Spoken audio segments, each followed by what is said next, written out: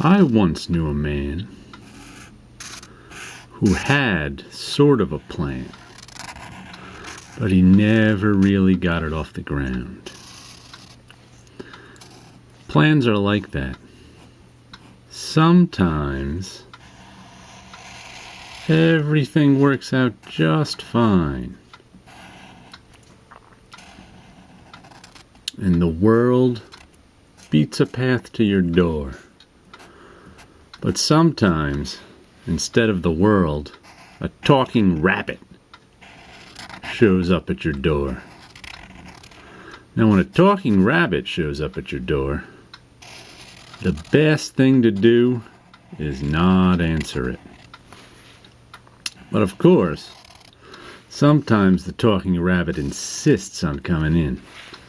And that is when it's best to have a dog at home.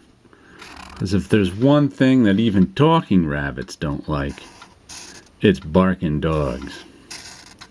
So that is how I met Mr. Pibbles. Mr. Pibbles was a barking dog who lived in the neighborhood. Now, when I say he lived in the neighborhood, I mean he didn't really have a home. He'd live here, there, the other place, wherever he could find a meal.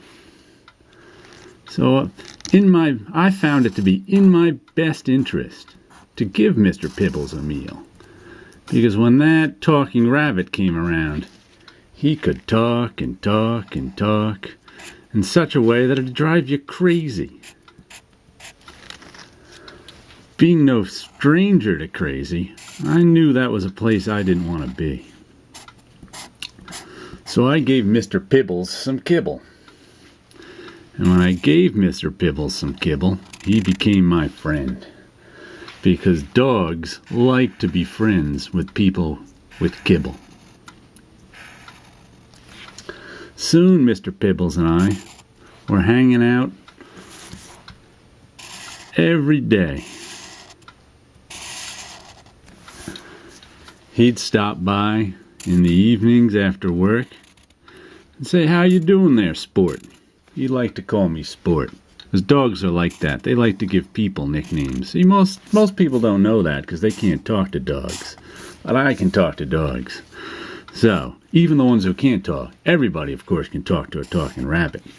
But not everybody can talk to dogs. So Mr. Pibbles and I were hanging around the front steps. He was calling me Sport. And this talking rabbit comes by. Now I should tell you that the talking rabbit was named Freddy. I know it's not a very interesting name for a talking rabbit, but he wasn't a very interesting talking rabbit. He was a fairly boring talking rabbit. That's why you didn't want him talking to you. So when he comes by, Mr. Pibbles starts a barking. The talking rabbit starts a running, and Mr. Pibbles chases after him. So there I am, sitting on the front steps by myself, wondering what the heck to do. And that's when I decided to write a novel. Now, when someone sits down to write a novel, the first thing they gotta think of is what the heck the novel is about. And what it's about is not 500 pages long. That's a bad idea. If you figure out the page count first, you're in trouble. So I figured I wanted my novel to be about the world and secret insights into the world, how it really operates. Now, this novel would be made a lot easier to write if I had any clue how the world really operates. But of course, I don't, and I didn't at the time either. So what I did was I made stuff up. Because I remember once someone told me the difference between a novel and something that's real is you make up the stuff in a novel. I figure I can make that stuff up too. Why not? I mean, it's just making stuff up, right? So there I was, making stuff up, writing it down. And I was writing it down in a blue notebook. Because blue is the color of importance when it comes to writing. You ever see someone writing in a red notebook? They're just putting on airs. They want you to think it's important because it's red, but it's not really important. Don't believe them. All the important stuff is written down in blue notebooks. So there I was, writing in my blue notebook, waiting for my dog Pibbles to come back,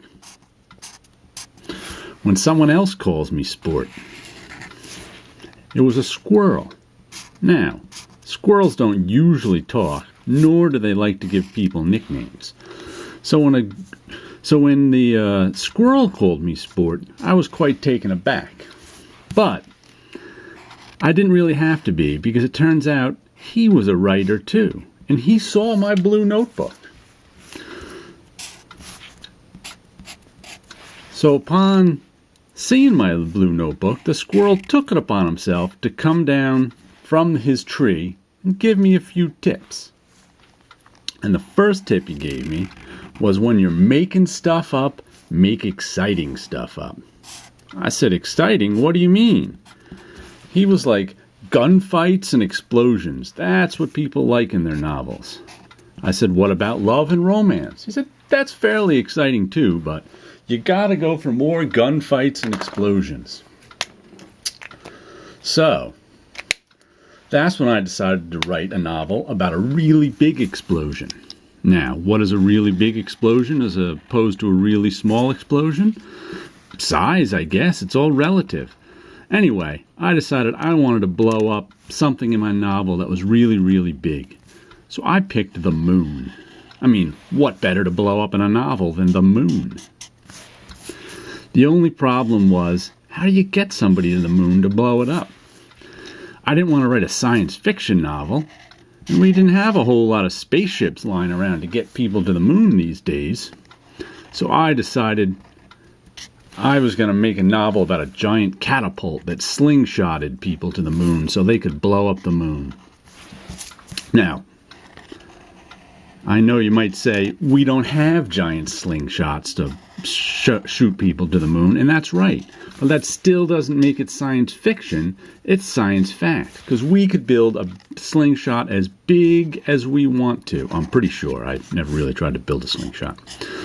So in the middle of coming up with this slingshot idea and talking to Squirrel about it, who comes back but the stupid talking rabbit? What was his name again? I don't even remember. I don't like to remember talking rabbits' names, because then they keep showing up at your house. So then he told me his name was Freddy, which just upset me, because now that I knew his name, I knew he'd be coming back. And I said, Freddy, beat it, because I'm writing my novel. And Freddy seemed not to care that I was writing my novel. So then, there was no way I could continue writing with all these distractions, so I went inside and made myself some dinner. And what did I make myself for dinner? Oatmeal. Because oatmeal for dinner is very underappreciated. And more people should have oatmeal for dinner. But since I'm the only one who likes oatmeal for dinner at my house, I was the only one having it. And I ate my oatmeal. Then it got quiet outside, so I went back on the porch. And who showed up again but Mr. Pibbles, my loyal dog. And he said, hey, Sport, if you're finished with that oatmeal, how about you give me a bowl?